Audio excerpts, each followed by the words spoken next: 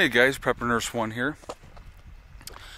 So Heather got the rest of her stuff planted here, so I just wanted to show you this real quick before we did this video. So we got everything out here, and hopefully we'll have a nice little crop of some herbs and spices and strawberries in the middle. And then I'm going to show you the garden. And what we're going to talk about is sustainability. This is a big thing, and I get a lot of my ideas, to be honest with you, off of your guys' comments, and I think about things and I go, you know what, I think that'd make a freaking awesome topic to discuss. So today we're going to talk about sustainability.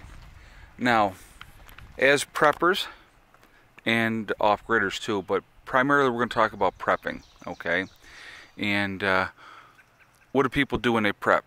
They get a whole bunch of crap, put it together, get a whole bunch of food, okay, canned goods, MREs, freeze-dried food, you know, beans and rice and all that kind of stuff. And they get a whole bunch of it. And they got a whole bunch of food, and they might get some seeds and stuff too. But you know that's that goes along with the whole sustainability thing. But let's talk about all that stuff, okay? So I got all this stuff. So now we're good. We got all kinds of stuff. So we're ready. Whatever's going to happen, we're ready for it, okay?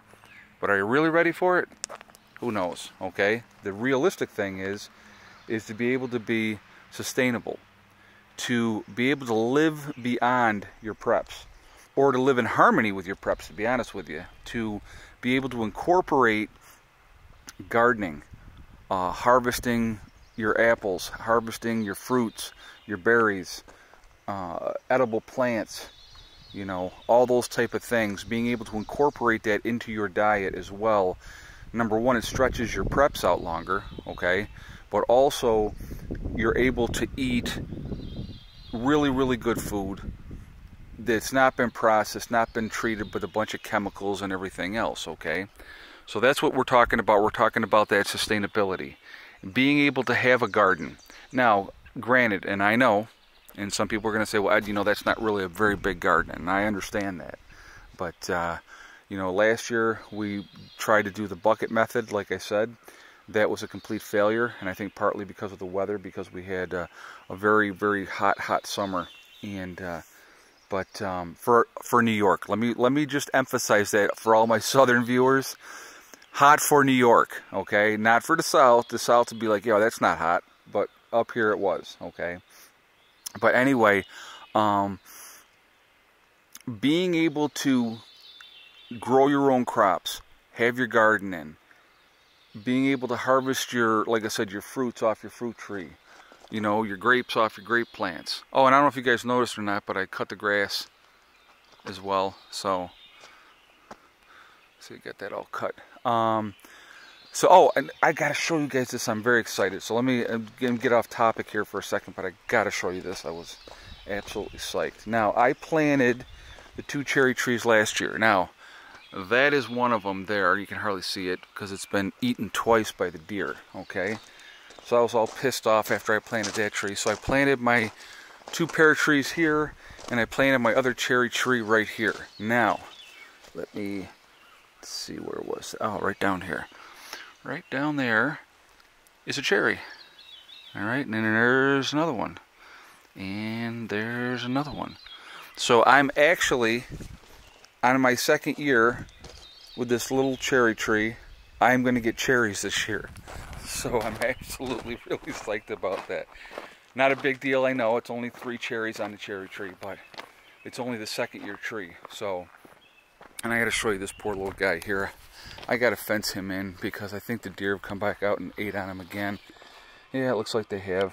So I'm gonna have to fence him in to try to save him. I mean, he's still going, but he's not thriving, unfortunately.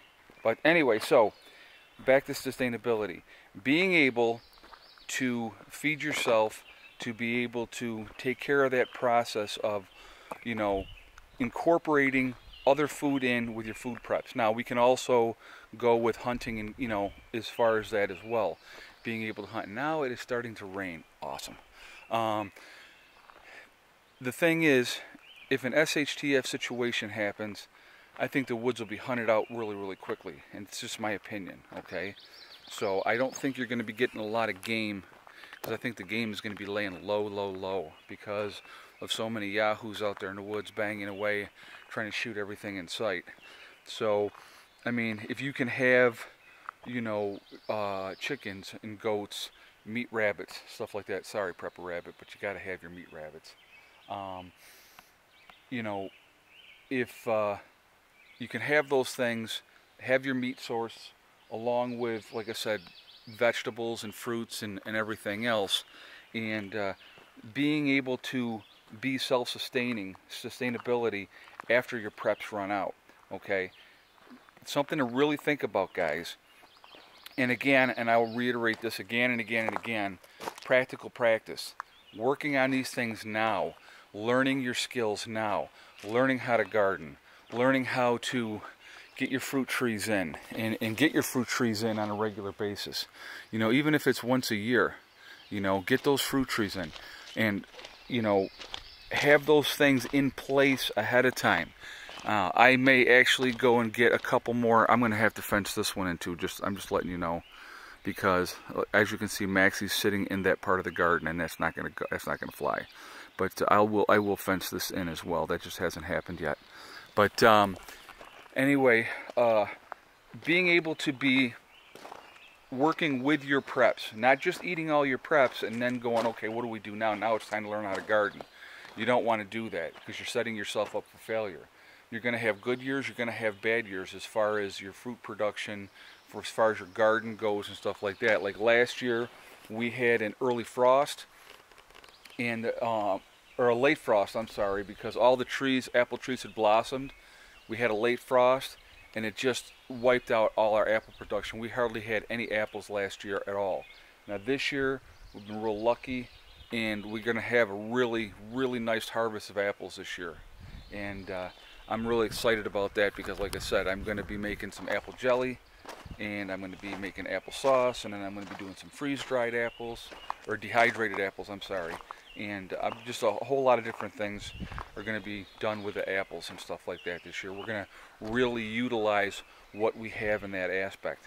Okay, so anyway, sustainability, learn how to do these things now, so that you don't just try to rely on your preps. Preps are good to have, guys. Real important to have, to be honest with you, because that's going to take you through until you can really do the things that you need to do. You know, like I said, I would go, in my opinion, with like the Mormons say, have a year's worth of food, okay? Now, you want to go beyond a year's worth? Absolutely do it. I'm beyond a year's worth for myself and my kids, okay? But I'm also prepping for other people as well that are going to come to my group that I'm sure are not going to come with a lot. So I try to always continue to add to my preps, because I'm planning on, you know, taking care of quite a few people. But again, one hand washes the other. They will definitely be helping me as well. And you know, like I said, learning your wild edibles, what you can eat in nature, those are important things to learn. Have books on that, you know what I mean? Because like I said, the internet may not always be there. So have your books on that, so you know, hey, wow, that plant, if I pull it up, I can take the root and I can make that into this. And medicinal stuff as well, you know, for your medicines and stuff like that. What plants you can use for, you know, oh, I have a headache, but we don't have any Advil or aspirin or Tylenol left anymore because we've used it all. What in nature is going to help me relieve my headache? So those things are out there, you know what I mean? That information is out there for the getting right now, so that's what you're going to want to do, okay? You want to gather that information, and that's real important stuff, guys. It really, really, truly is. I'm always trying to help. Hopefully I'm making you think and think about things, but living beyond your preps is such a huge thing, and we really need to think about that. We need to put that into practice now, and that's what I'm trying to do here. Slowly adding stuff, you know, working on things, working with what I have. I mean, now if I go to the back of the property, you're going to be like, holy crap. But like right here is just a small example. Here's some wild raspberries right here, okay? And that's just a small patch. In the back of the property, I have a ton of wild raspberries, an absolute ton of them. So again, what is that? Something to eat, plus also I can make raspberry jam, okay? These things, this is what I'm going to do. I mean, this year is going to be a serious canning year for us here at the homestead, because I want to have a lot more stuff put up and ready, just in case, because you don't know. And plus, number two, we're going to be eating stuff that we've grown ourselves off of our own property. And you know, it's just you incorporate that stuff into your diet now, so it's not a shock to your system later on. And again, it's so much more healthy for you. It really truly is. Okay, so I wanted to do this video. Like I said, again, somebody had made a comment about their focus was trying to be as self-sustaining as possible, and I thought it'd make a great video topic. So I'm like, here we go. I'm going to do this video, and so that's what I wanted to do. So that's what we're talking about: sustainability, living beyond your preps, making sure you're incorporating stuff now, learning those skills now, canning now, you know, learning your wild edibles, learning what medicinal plants are out there that you can utilize to help you. I mean, all this information is going to do is help you, and it's going to, you know, make your life better when things go to crap. So anyway, guys, listen, I'm going to jump off of here. Remember, hug and kiss the ones you love. Tell them every day. You never know what's going to happen tomorrow. So, you know, please make sure you tell the people that you care about how you feel. And remember, it's one step at a time, one thing at a time, and one day at a time. Whatever goals you're trying to reach, you can reach them. Nobody can stop you but you. And that's the real truth of that. Nobody can stop you except for you. So if you want to be successful, do it. Don't let anybody hold you back. All right, guys, I'll talk to you later. Prepper Nurse 1 out for now.